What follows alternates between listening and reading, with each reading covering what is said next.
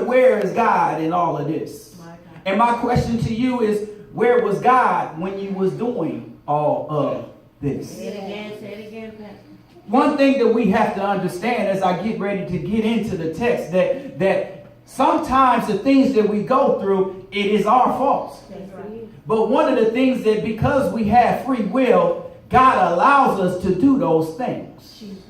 And we find ourselves saying, why is it like this? Why am I going through this? Why am I feeling like this? And why didn't I listen to my mama when she told me to leave that Negro alone? Why didn't I listen to my daddy when he said that she's no good? But I had to do it because the lust in my heart and the lust in my flesh said, get it right now. But now I'm feeling broken and empty.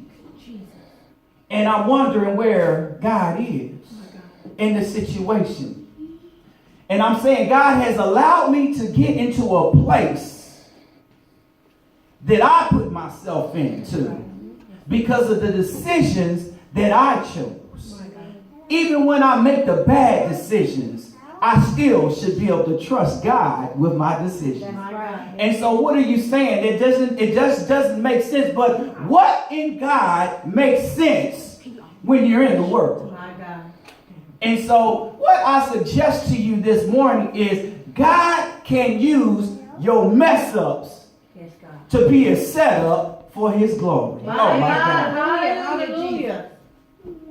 God can take your mess ups and use it as a setup for his glory. Yes, God. Here in the text it says, for I will take you from among the nations and gather you out of all countries and bring you to your own land. Ezekiel is prophesying to the mountains of Israel and the peaks that have been abused by fertility rites and trampled by pagan armies. God has seen enough of their suffering, and he's angry at the derision of other nations who laugh at Israel's defeat, and they say to her, God doesn't care about you. Come on, Jim. Have you been there where you feel like you're at your lowest moments and you don't feel like God is there, and you have some non-believers saying, where's your God now? My God, and you even feel that where is God at this point in time, but he's still there. Yeah, Jesus. So here we find Ezekiel prophesying to the mountains, and God now declares to the whole landscape of Israel that she will flourish once again. And her people are coming home. Yes, God. We'll find ourselves in verses 6 through 8. But then when we move into verses 22 through 25, God is concerned to put the record straight now. My God, my God. He's not restoring Israel because of her goodness has earned it. He's restoring Israel because his holy name has been insulted. Come on now. Now, he's going to gather his people and he's going to cleanse them from idolatry. But it's not because of what they've done. My God. It's because of his name's sake. My God. Have you ever been out there and you tell your kids when you go out, hey, don't you act up. You better listen because you represent my name. That's right. My dad used to tell me that all the time. Your name is James Norvet. I'm senior and you're junior. So when you go out here, you representing me. That's right. And so I don't want to hear my name out in the street. That's right. And so God is saying, you are my children. That's right. And I need you to act like you my children. That's right. But how many of us know that that ain't true? My God. We don't always act like we children of God. That's right. Because we always either out to get that quick dollar, doing something we ain't supposed to be doing, or we out there trying to get that next notch on our belt, fellas. You know, for the next female that we might be able to conquer. My God. Or ladies, we might be looking for that man with the big pockets just to see how much we can give. My God. When we forgot that God says that he's our provider. That's right. That's right. So here, God is saying that He's going to gather them up and take them to their rightful place. That's right. Now remind you that they were still committing idolatry. They were still murdering. Jesus. They were still stealing. My God. And they were doing all types of buffoonery like we do, while in possession of their land. My God. My God. What's more is that even while they were doing it, they was doing it even in captivity. Yes. Through Moses and through Joshua, the children of Israel had been led from slavery into a holy land and promised land by God. And even though they were acting like spoiled brats My God. who were unappreciative of what they had already possessed. Yes. So many times, we don't appreciate some of the things that God allows us to have. Yes, right. And in consequence, we lose them. My God. It's not that God takes them from us. It's we lose them. Yes. Because one, we just bought a brand new car and knowing that we still owe on bills, knowing that we got an electric bill that's behind, knowing that we got cable bills that's behind, knowing that we have other responsibilities to take care of. But because we seen the Joneses driving a new car, we decided that it's our time to get a new car so that we can keep up with the Joneses. And in effect, that we only keep it for 2 or 3 months because we can't afford it because of all the bills that have been piling up. My God. My God. And so it's not that God took it, we lost it. Yes. My God. Because we didn't appreciate the value in what we already had. Jesus. Talk to you. And so here, God is still wanting to bless them. Not because of their sake, but because of his sake. That's right. And here's the thing. God is ready to bring them out of bondage once again into the Holy Land that he had promised them, and yet they still wasn't acting holy. That's right. My God. How do you or how can you bring a people to a holy land who ain't holy? That's my God. My God. How do you reward folk who can't get it right? My God. How do you reward people who deserve rewarding?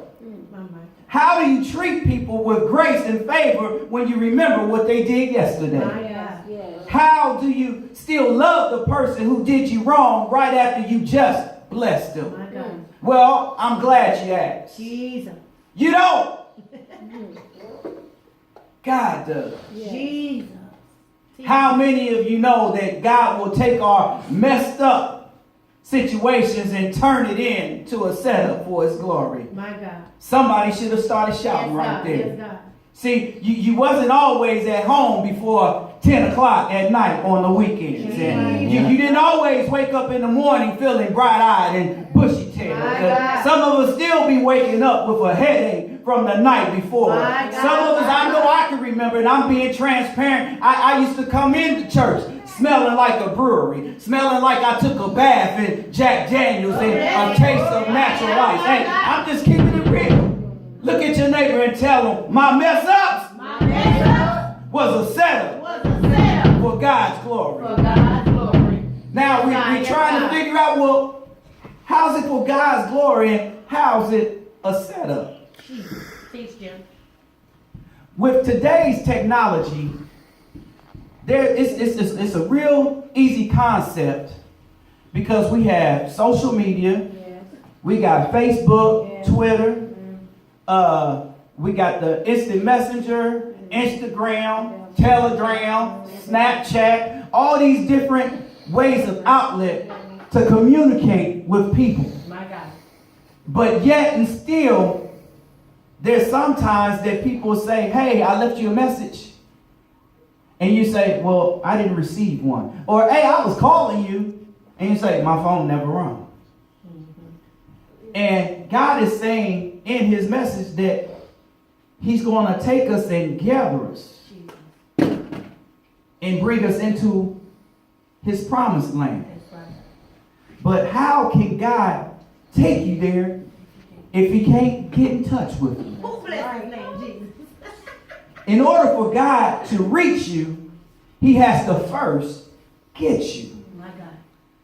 And so our communication has to be one of those first major importances in our life. I can't communicate unless I use one of those resources. But if we don't connect by one, then I can't get to you. Jesus. If you don't pick up your phone, how can you know somebody's trying to reach you?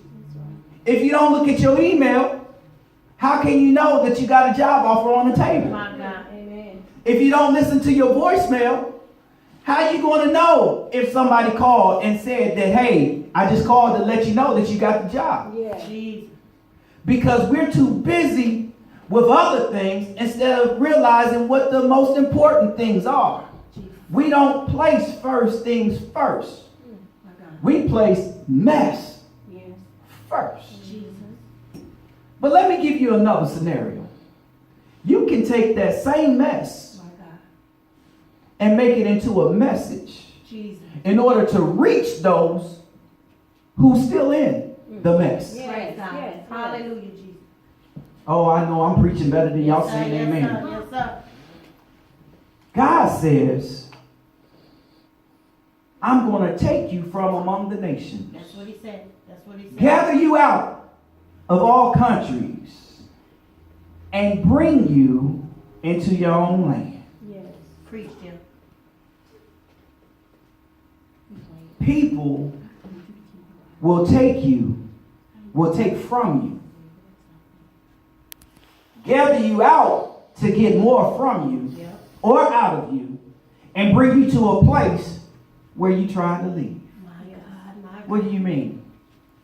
I know I got this bad problem, and I realize that I'm too weak to be able to handle it on my own. Jesus. And although you share your situation with some people, they were the wrong people. That's right. Because those same people will take you back to where you're trying to leave My from. God. Yes, My God. amen. If I'm trying to get rid of a drinking problem, then I can't be around other drunkards. My God. If I have a problem with telling lies, then I can't hang out with other liars. My God. If I got a problem with stealing, then I can't hang out with thieves. My God. God is trying to take us out, but in order to get us in, he's got to take us out from something. That's Jesus. right. That's right. And so he's saying, I'm going to gather you. Yes, God. And so, which means that like-minded people. Yes, God. Yes, We all got problems. We all got issues. Yes, sir.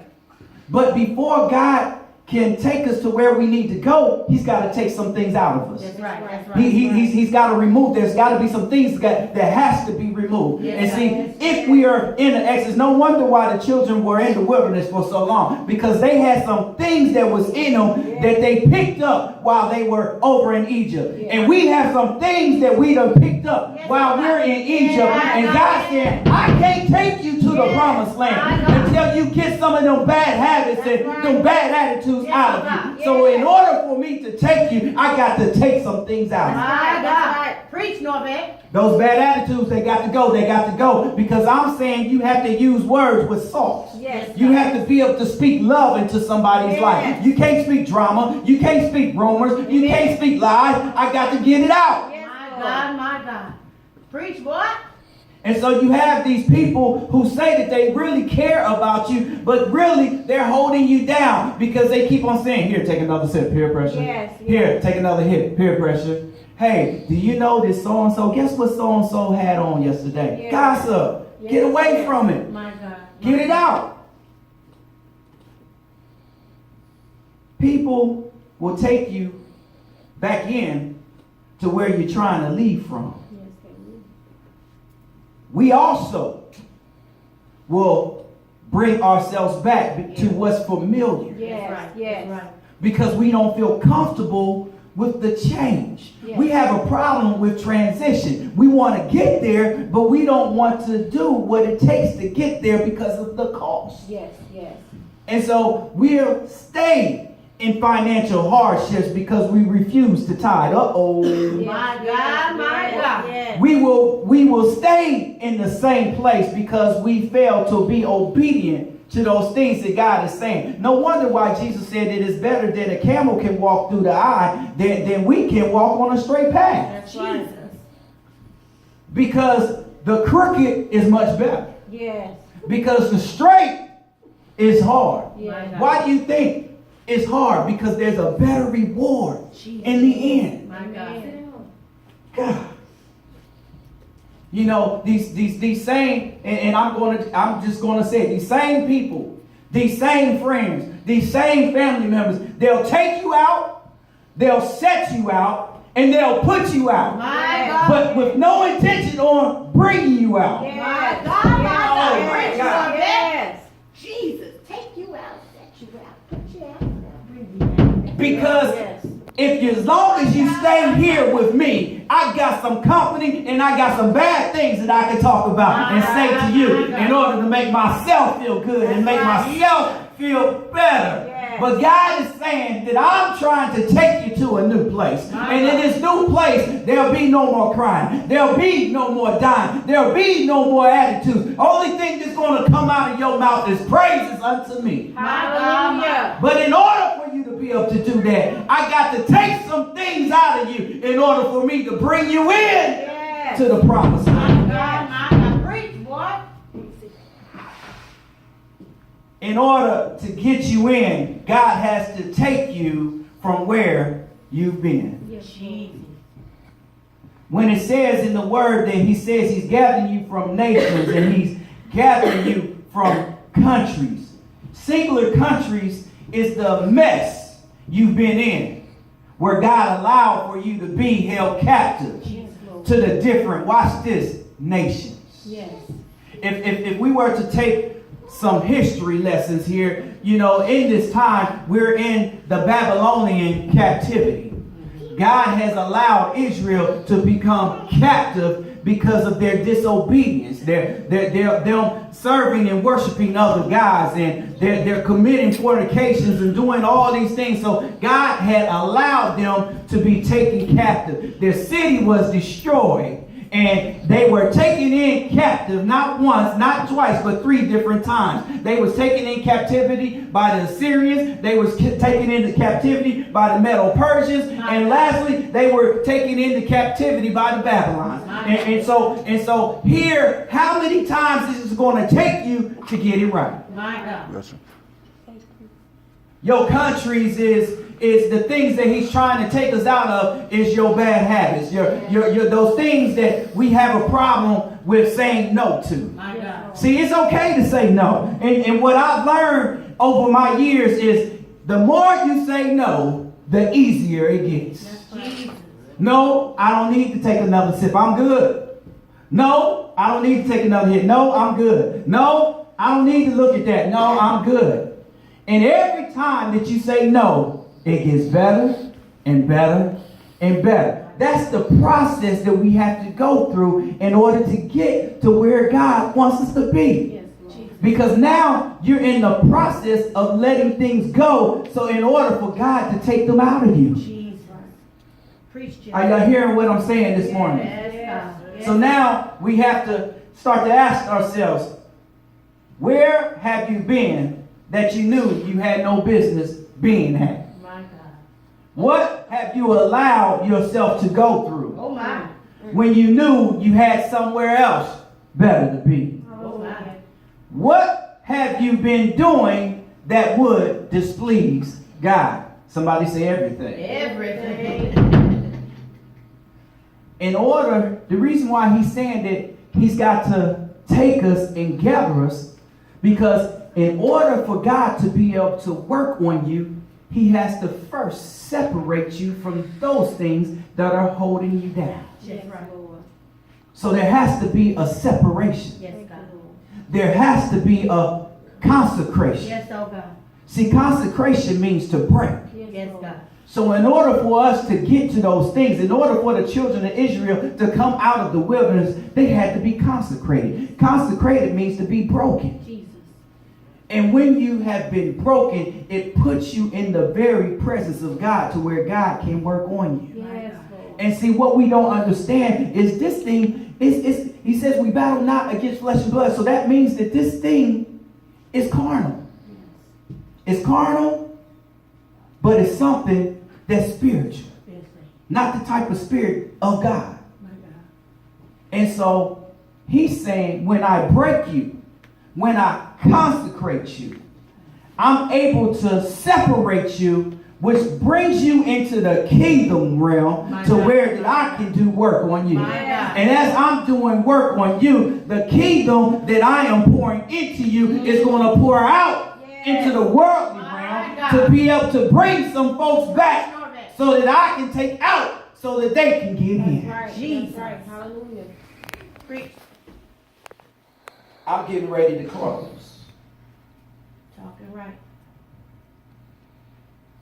When God is taking us out, he's preparing us. Yes, God.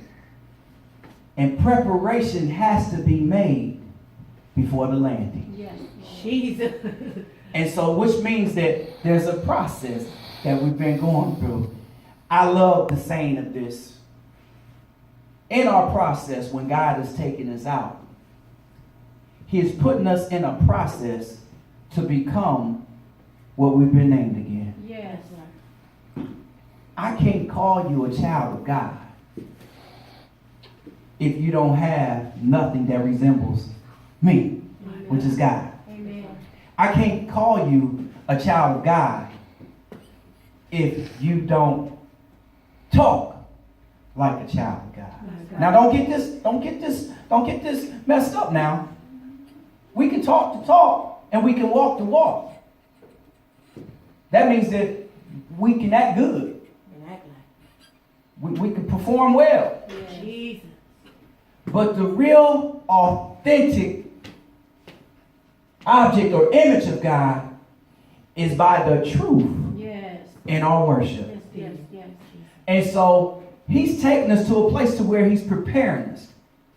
And he's trying to get us to the promised land. And so he's saying, I have to gather you up and take you out from among the nations in order to bring you to the promise. So preparation has to be made before the landing. You said that already. Ezra 8:21 says, Then I proclaimed a fast there at the river of Ahava, that we might afflict ourselves before our God, to seek of him a right way. What's the name? God's way for us. And for our little ones and for our substance. Which means that he's not just preparing it for us.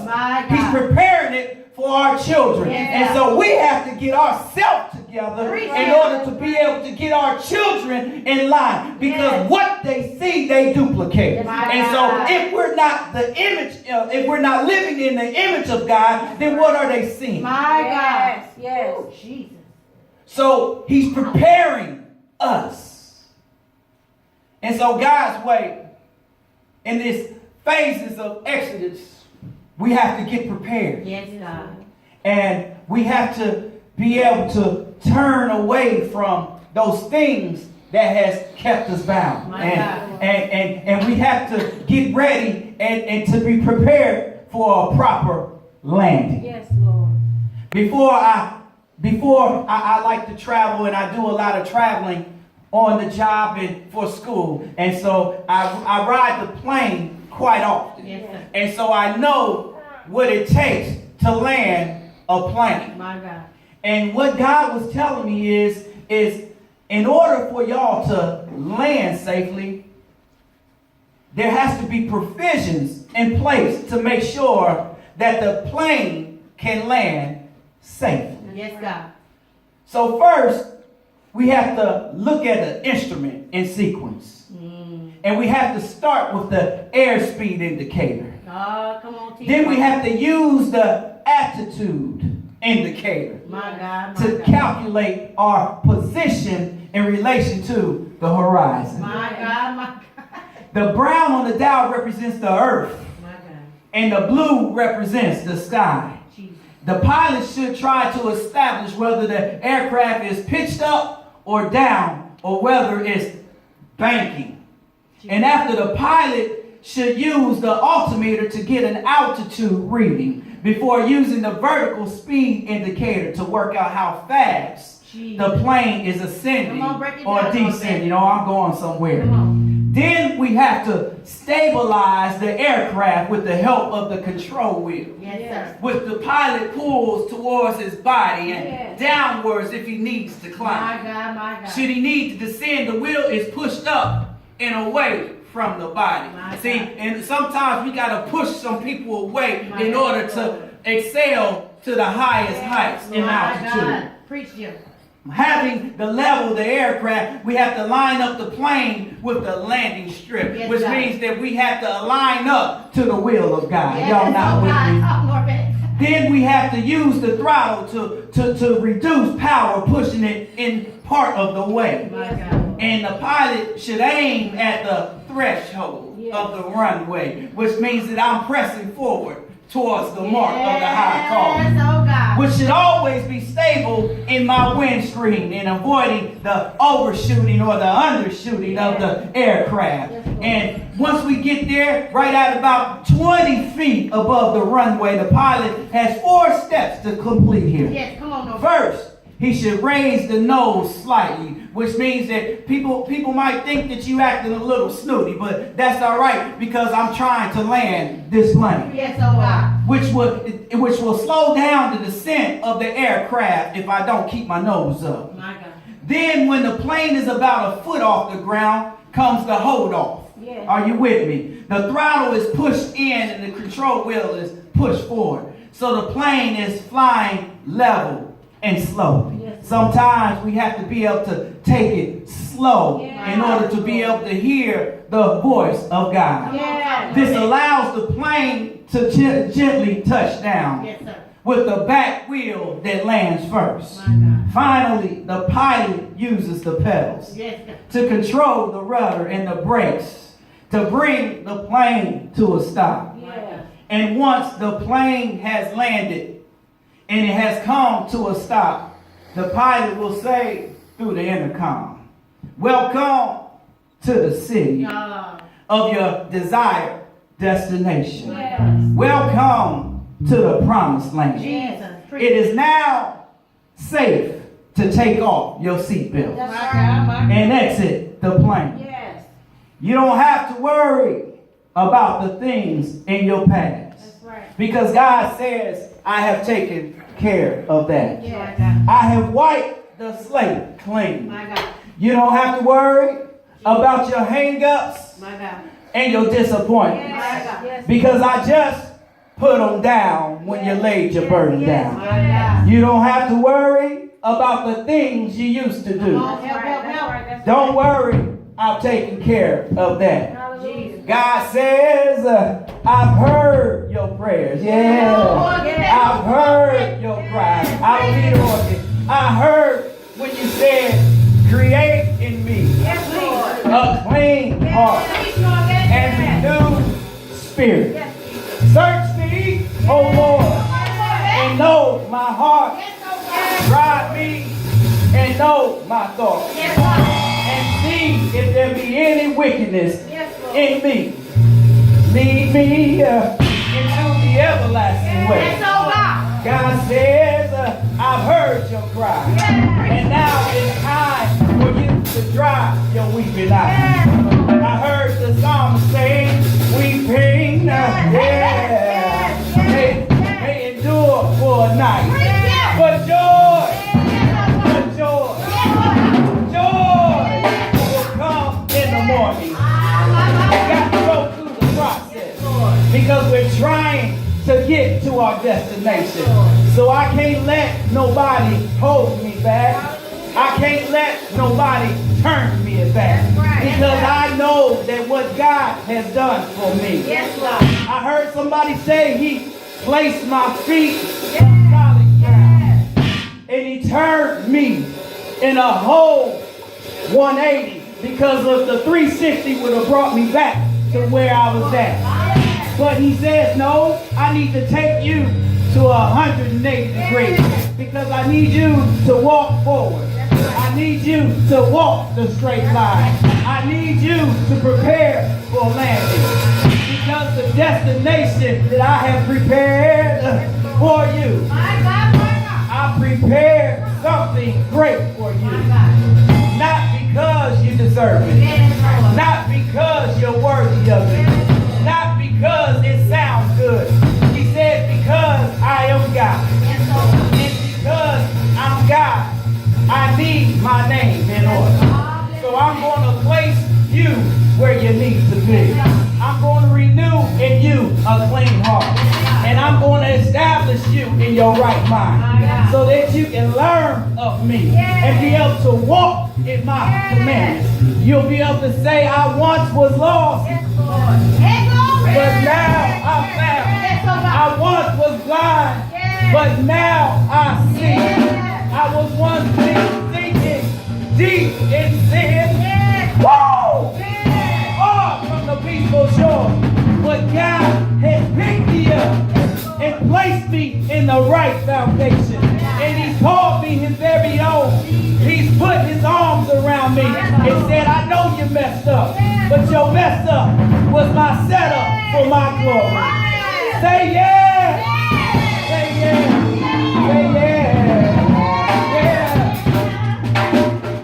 Your mess ups will be God's setup for His glory.